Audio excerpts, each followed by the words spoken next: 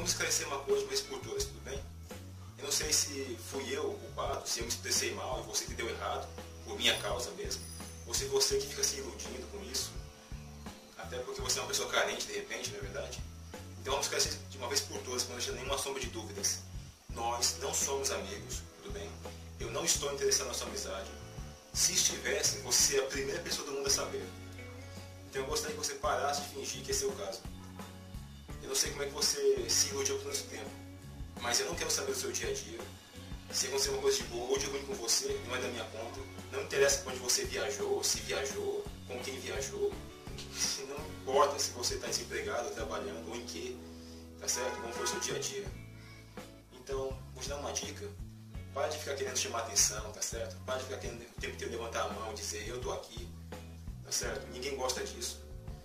E vamos esclarecer mais por todas. Se na melhor das hipóteses, daqui a uns 2 anos, mais ou menos, eu por acaso descobrisse que você morreu, você pode ter certeza, eu garanto que eu não derramaria uma única lágrima por você, tá certo?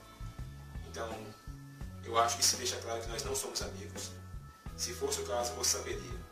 Eu não me importo o suficiente para você nem para te ligar. Eu não me importo o suficiente para você nem para perguntar como foi o seu dia. Tá certo? Eu não estou nem aí se você está deprimido, se você está feliz, o que aconteceu de bom, de ruim na sua vida, tá certo? Com a sua família, com seus amigos. Eu não sou um deles. E nem me importo em ser ou não ser. Mas, já que você é assim, uma pessoa tão chata, eu opto por não ser. E agradecer que você parasse de agir como se eu fosse. Por favor, não fique chateado comigo, tá certo? Não fique pensando que isso é uma forma de excluir você.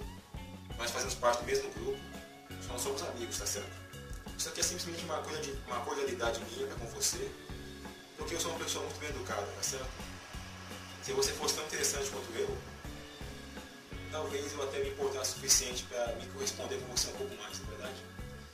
Então é isso, está dado o recado, espero ter sido claro o suficiente dessa vez. Meus queridos, bem-vindos ao Facebook.